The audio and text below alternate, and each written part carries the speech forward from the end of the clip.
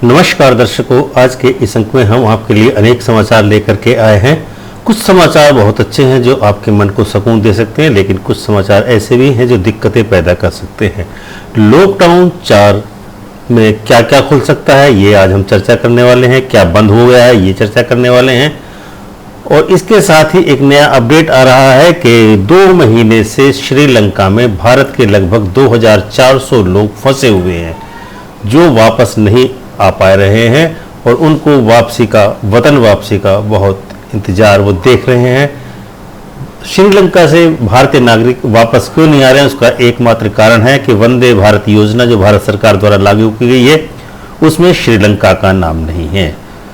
दर्शकों, दूसरा अपडेट आ रहा है कि बिहार के लिए मुसीबत बन सकते हैं वापस लौट रहे प्रवासी मजदूर, क्योंकि कुछ मजदूर उनमें से संक्रमित हैं जिसके कारण बिहार में दिक्कतें पैदा हो सकती हैं। इसके अलावा इस समाचार पर भी चर्चा करने वाले हैं आज हम कि उत्तर प्रदेश की योगी सरकार ने प्रियंका गांधी की वह मांग स्वीकार कर ली है जिसमें उन्होंने 1000 बसें प्रवासी मजदूरों को उत्तर प्रदेश में भेजने के लिए प्रार्थना की थी रविवार को। उसको यूपी सरकार ने अब स्वीकार कर लिया है। इसी के साथ साथ हम यह भी आज चर्चा करने वाले हैं, मोदी सरकार ने जो 20 लाख करोड़ का राहत पैकेज दिया था वह पैकेज भी बाजार को रास नहीं आया है और आज सेंसेक्स 1068 अंक गिरा और निफ्टी 313 अंक के लगभग गिरा। इसके अलावा हम यह भी चर्चा करने वाले हैं कि चीनी राष्ट्रपति ने कोरोना को लेकर के अपनी चुप्पी तोड़ दी है और वो पूरे विश्व के सामने उन्होंने अपना बयान दिया है जिसमें उन्होंने कहा है कि 5 वैक्सीन का क्लिनिकल ट्रायल शुरू करने वाले हैं चीन के वैज्ञानिक। इसके अलावा आज हम चर्चा करने वाले हैं अम्फान तूफान जो कि उड़ीसा से निकला है वह तबाही मचा रहा है और किस दिशा में अब वो जाने वाला है, किस दिशा में तबाही मचाने वाला है, ये सब हम चर्चा करने वाले हैं। इसके अलावा पूरे विश्व में कोरोना के कितने मरीज पाए गए तथा कितने लोगों की मृत्यु इस कोरोना के कारण पूरे विश्व में हो चुकी है, भारत में कितने संक्रमित भारत में पाए गए हैं तथा कितने लोगों की मौत भारत में अब तक हो चुकी है, ये सब हम आपको बताने वाले हैं। तो आइए दर्शकों, अब हम शुरू करते हैं आज का अपना यह कार्यक्रम। पहला अपडेट आ रहा है हमारा दिल्ली प्रदेश से। दिल्ली के मुख्यमंत्री अरविंद केजरीवाल ने सोमवार को प्रेस कॉन्फ्रेंस कर बताया कि लॉकडाउन दिल्ली में कैसा रहने वाला है। उन्होंने कहा कि हमें कोरोना के साथ रहने की अब आदत डालनी होगी, हमें अर्थव्यवस्था को धीरे धीरे खोलना होगा। केजरीवाल ने आगे कहा कि कोरोना अगले 1-2 महीने में तो खत्म होने वाला नहीं है। जब तक इसकी वैक्सीन नहीं आएगी तब तक ये खत्म होने वाला नहीं है। अब हमें कोरोना के साथ अपनी जिंदगी चलाने की आदत डालनी होगी। लॉकडाउन हमेशा नहीं चलाया जा सकता। उन्होंने केंद्र सरकार द्वारा जारी की गई गाइडलाइंस की अनुपालन में दिल्ली में जो प्रदेश में गाइडलाइन जारी की हैं उसमें कई छूट दी गई हैं। जानिए क्या रहेगा बंद और क्या रहेगा खुला। दिल्ली में मेट्रो नहीं चलेगी, स्कूल, कॉलेज, होटल, सिनेमाघर सब बंद रहेंगे। 20 यात्रियों के साथ टीटी बसें चलेंगी। बस में यात्रियों के चढ़ने से पहले उनकी स्क्रीनिंग की जाएगी। 65 साल से अधिक बुजुर्ग और 10 साल से कम उम्र के बच्चों के घर से निकलने पर रोक रहेगी। भीड़ भाड़ वाले खेल, सामाजिक और धार्मिक कार्य बंद रहेंगे। स्टेडियम और स्पोर्ट्स कॉम्प्लेक्स खुलेंगे, लेकिन मैच के दौरान दर्शक उपस्थित स्टेडियम में नहीं रहेंगे। रिक्शा, ई रिक्शा चलेंगे, केवल एक सवारी बैठेगी। कैब, ग्रामीण सेवा इत्यादि जैसे सार्वजनिक वाहन भी चलेंगे, लेकिन सिर्फ 2 ही सवारियां बैठेंगी। कार पूलिंग की इजाजत नहीं होगी। हर बार नई सवारी बैठाने से पहले ड्राइवर को यात्री को अपनी गाड़ी में बैठाने से पहले उस जगह को सैनिटाइज करना होगा। सभी मार्केट खोले जाएंगे ओड इवन के हिसाब से। स्टैंड अलोन दुकानें रोज खुलेंगी, लेकिन सोशल डिस्टेंसिंग का ध्यान जरूर रखना पड़ेगा।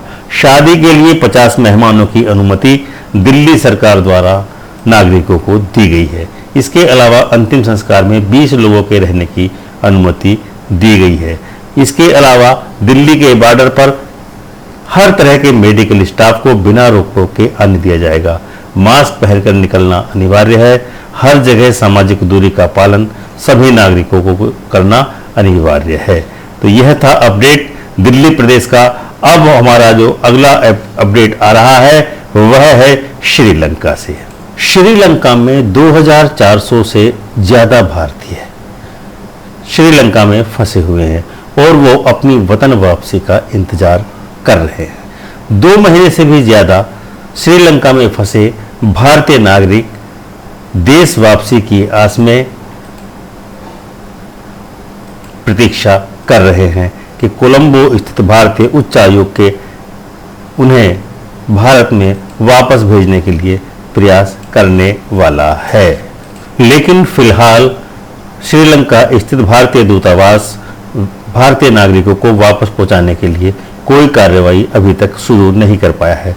श्रीलंका के पर्यटन एवं विकास प्राधिकरण के मुताबिक वैश्विक महामारी कोरोना वायरस के चलते लॉकडाउन और यात्रा प्रतिबंधों के कारण 2400 से ज्यादा भारतीय श्रीलंका में फंसे हुए हैं।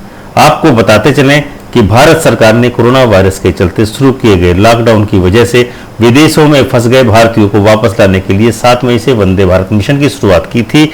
इस मिशन के तहत जिन देशों के लिए उड़ानों की व्यवस्था की गई थी, श्रीलंका का नाम उन देशों में शामिल नहीं है। वंदे भारत मिशन के पहले फेज में कुल 6527 भारतीयों को वापस लाया गया है। ये भारतीय खाड़ी देशों के अलावा America, Britain, Philippines, Bangladesh, Malaysia, Maldives जैसे देशों से थे।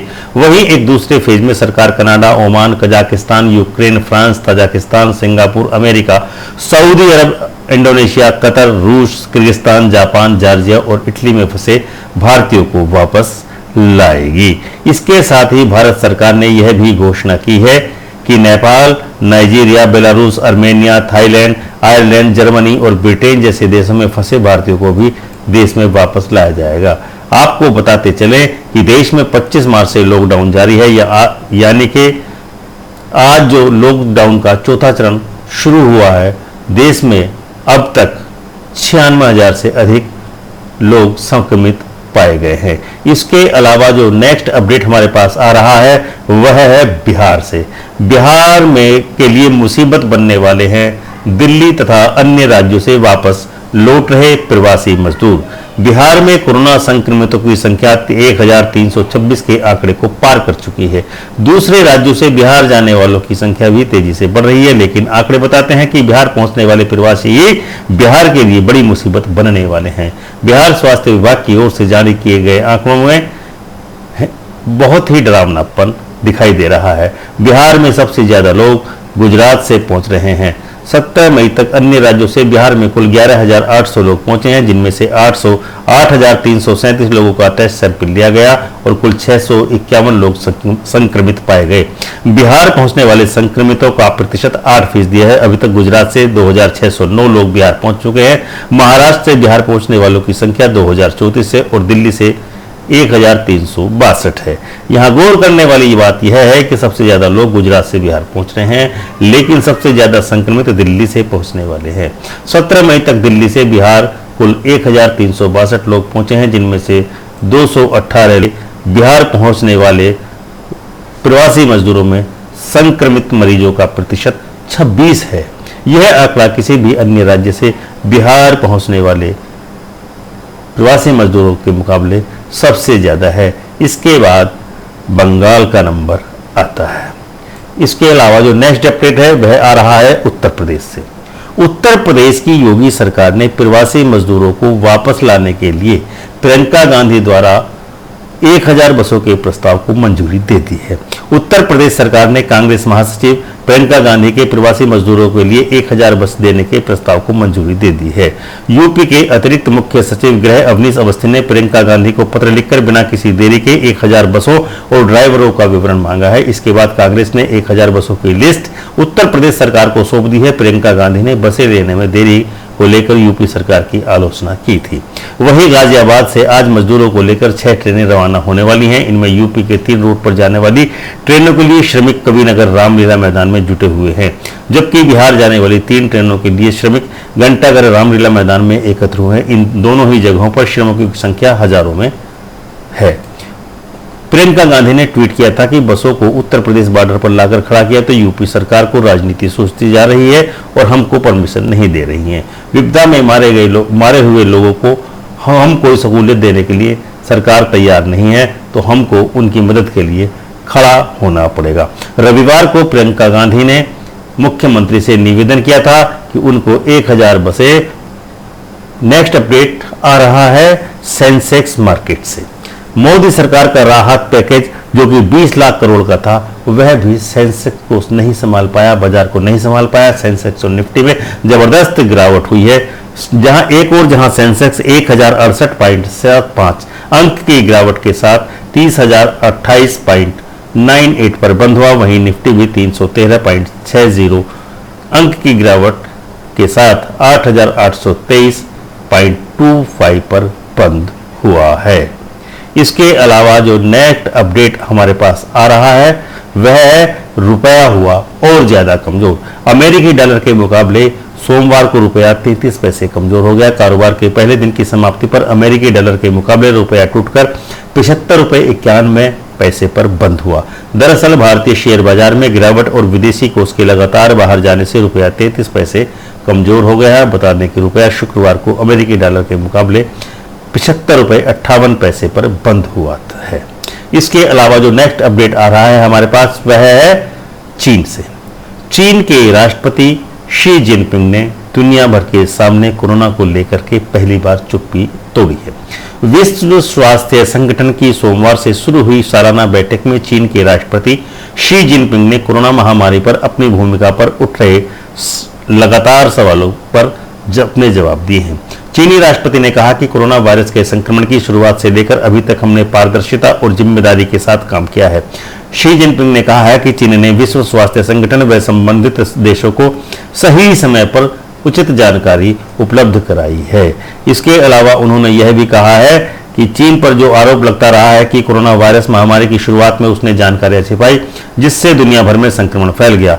कोरोना वायरस की महामारी में चीन की भूमिका को लेकर अमेरिका सहित कई स्वतंत्र देश जांच की मांग कर रहे हैं। शी जिनपिंग ने वीडियो कॉन्फ्रेंसिंग के जरिए दिए गए अपने भाषण में वायरस पर काबू पाने के बाद चीन विश्व स्वास्थ्य संगठन की अगुवाई में कोरोना महामारी से वैश्विक कार्रवाई की समीक्षा का समर्थन करता है। चीनी राष्ट्रपति ने कहा है कि वह जांच के लिए तैयार है, लेकिन यह स्वतंत्र और निष्पक्ष तरीके से होनी चाहिए। चीनी राष्ट्रपति ने कोरोना वायरस की महामारी को दूसरे विश्व युद्ध के बाद सबसे बड़ा स्वास्थ्य पर संकट करार दिया है। पीड़ित देशों की मदद के लिए 2 सालों में $2 अरब की धनराशि देने का भी उन्होंने ऐलान किया है। चीन में कोरोना वायरस को लेकर के 5 वैक्सीन का ट्रायल क्लिनिकल चल रहा है। जिनपिंग ने कहा कि कोरोना महामारी के खिलाफ चीन में बन रही वैक्सीन तक पूरी दुनिया की पहुंच होगी। शी ने कहा कि अगर चीन में कोरोना की वैक्सीन बनती है तो वह सुनिश्चित करेंगे कि यह विकासशील देशों की पहुंच में भी हो। इसके अलावा नेक्स्ट डेट हमारे पास आ रहा है उड़ीसा से। उड़ीसा में अम्फान तूफान ने भारी तबाही मचा दी है और अब खतरनाक होकर के आगे बढ़ रहा है। किस दिशा में, यह हम बताएंगे। साइक्लोन अम्फान ने दक्षिण और मध्य बंगाल की खाड़ी के ऊपर और भयावह रूप ले लिया है। भारतीय मौसम विभाग ने पश्चिम बंगाल और उड़ीसा के लिए अलर्ट जारी किया है। मौसम विभाग ने कहा है कि इस तूफान के मद्देनजर अगले कुछ घंटे बेहद अहम हैं। तस्वीर में दिख रहा है कि कोयम्बटूर में तेज हवाओं की वजह से पेड़ और एक दीवार गिरने से कार दब गई, जबकि तूफान अभी पूरी तरह से आया भी नहीं है। मौसम विभाग ने कहा है कि साइक्लोन अम्फान बंगाल के दक्षिण हिस्से से आगे बढ़कर अगले 6 घंटों में 13 किलोमीटर की रफ्तार से पश्चिम बंगाल और उड़ीसा की तरफ बढ़ रहा है। यह पश्चिम बंगाल, उड़ीसा और बांग्लादेश के तटों से टकराएगा। तस्वीर कोयम्बटूर में तबाही की दिखाई दे रही है। भारतीय मौसम विभाग ने चेतावनी दी है कि अगले 6 घंटों के दौरान इसके और अधिक तेज होने की संभावना है। उत्तर पूर्व की ओर बढ़ने और बंगाल के उत्तर पश्चिमी खाड़ी में तेज रफ्तार पकड़ने के साथ ही इसके 20 मई की दोपहर या शाम को पश्चिम बंगाल को पार करने की पूरी संभावना है। फिलहाल चक्रवात की गति 160 किलोमीटर प्रति घंटा है। यह दीघा से करीब 1000 किलोमीटर दूर है। 19 मई को यह चक्रवात भीषण तबाही मचा सकता है। न्यूज एजेंसी पीटीआई के मुताबिक चक्रवाती तूफान अम्फान सुपर साइक्लोन में बदल सकता है। ये इस बात की जानकारी भारत के मौसम विभाग ने यानी कि आईएमडी ने दी है। कोयम्बटूर में तो कई जगह पर भारी तबाही दिखाई दे रही है। हल्दिया बंदरगाह पर माल की लोडिंग और अनलोडिंग को बंद रखने के लिए कह दिया गया है। सभी प्रकार के सुरक्षा उपाय किए गए हैं। भुवनेश्वर मौसम विज्ञान केंद्र के डायरेक्टर HR विश्वास ने कहा है कि बंगाल की खाड़ी में उठा तूफान अगले 12 घंटों में और तेज होने की संभावना है। तेज हवाओं के साथ भारी बारिश होने की भी संभावना है। तटीय उड़ीसा में 18 मई को हल्की से मध्यम बारिश हो सकती है, जबकि कुछ जगहों पर भारी बारिश होने का अनुमान है। इसके साथ ही साथ अंडमान निकोबार आइलैंड समेत कई जगहों पर भारी बारिश की संभावना जताई गई है। तूफान की वजह से ज्यादातर तटीय राज्यों में भारी बारिश हो सकती है। वहीं NDRF के साथ सशस्त्र और भारतीय तटरक्षक बल को भी अलर्ट पर रखा गया है।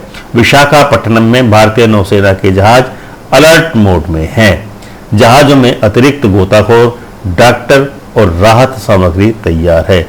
इसमें खाने पीने के सामान, तंबू, कपड़े, दवाएं, कंबल आदि पर्याप्त मात्रा में शामिल हैं। इसके अतिरिक्त उड़ीसा और पश्चिम बंगाल में बचाव और राहत कार्यों के प्रयास को बढ़ाने के लिए जेमनी बोट्स और मेडिकल टीमों के साथ बचाव दलों को भी तैयार कर दिया गया है। इसके अलावा जो नेक्स्ट और अंतिम अपडेट आ रहा है वह है कोरोना को लेकर।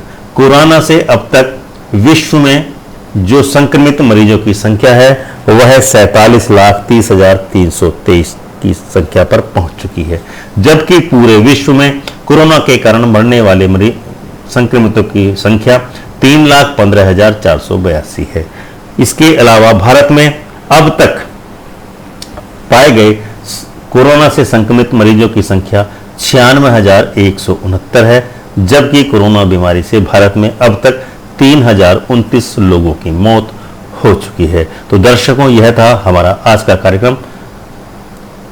अब हम अपने कार्यक्रम को यहीं समाप्त करते हैं। हम आपसे विनम्र निवेदन करते हैं कि यदि आपने अभी तक अपने इस YouTube चैनल मेरा भारत को सब्सक्राइब न किया हो तो इसको अवश्य ही सब्सक्राइब करना, बेल आइकन का बटन दबाकर ऑल का ऑप्शन अवश्य ही चुनें। यदि आप हमारे इस कार्यक्रम को हमारे फेसबुक पेज मेरा भारत पर देख रहे हैं तो हम आपसे विनम्र निवेदन करते हैं कि आप हमारे फेसबुक पेज मेरा भारत को अवश्य ही लाइक एवं फॉलो करें। धन्यवाद।